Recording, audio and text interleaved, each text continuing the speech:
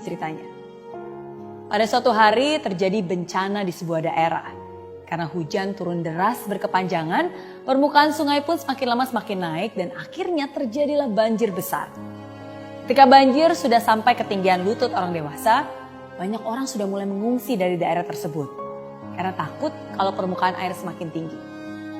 Berbeda dengan yang lainnya, ada pemuda yang tampak tenang tinggal di rumah. Akhirnya datanglah truk penyelamat berhenti di depan rumah pemuda tersebut dan mereka bilang, "Ayo cepat masuk ikut truk ini, nggak lama lagi nih banjir akan semakin tinggi."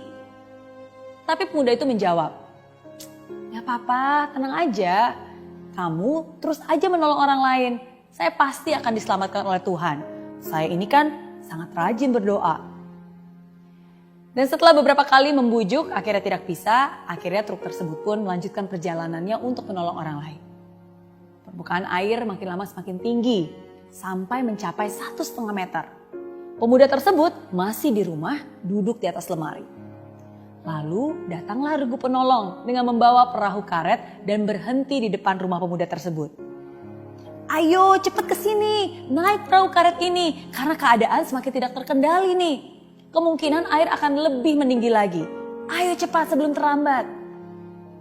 Lagi-lagi pemuda itu berkata, "Gak usah deh, makasih. Tapi kamu gak usah nolong saya. Saya kan orang yang beriman, saya sudah berdoa kok. Saya yakin Tuhan akan menyelamatkan saya dari keadaan ini." Perahu dan regu penolong pun pergi tanpa membawa pemuda tersebut. Dan sesuai prediksi, banjir semakin besar dan kali ini sudah banyak rumah yang tenggelam. Air sudah menutupi atap. Dan pemuda itu rupanya masih aja duduk di atas atap sambil terus berdoa. Lalu datanglah sebuah helikopter dan regu penolong. Regu penolong melihat pemuda tersebut, langsung melempar tangga tali dari helikopter dari atas dan terdengar suara dari megafon. "Pak, cepet, ayo, pegang tali itu, naik ke sini sebelum terlambat."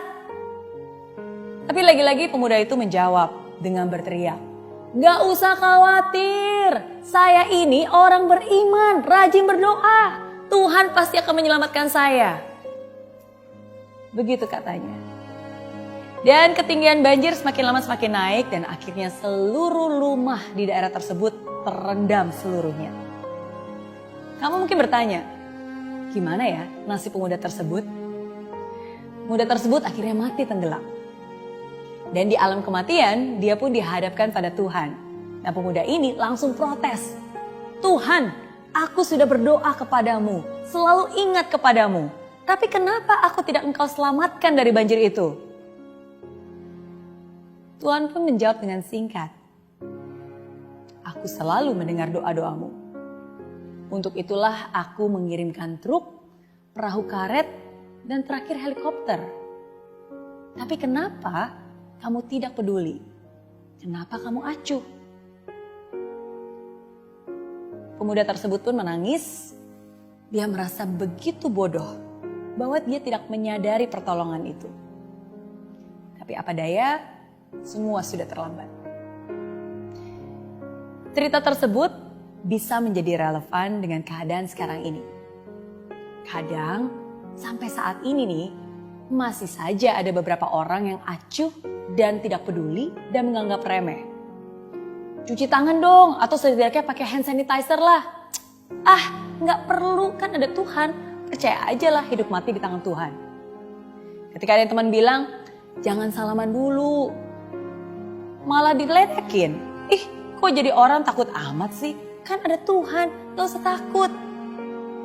Ketika ada saudara dan himbauan yang mengatakan, "Jangan liburan dulu, gak perlu deh jalan-jalan, apalagi kumpul-kumpul orang banyak."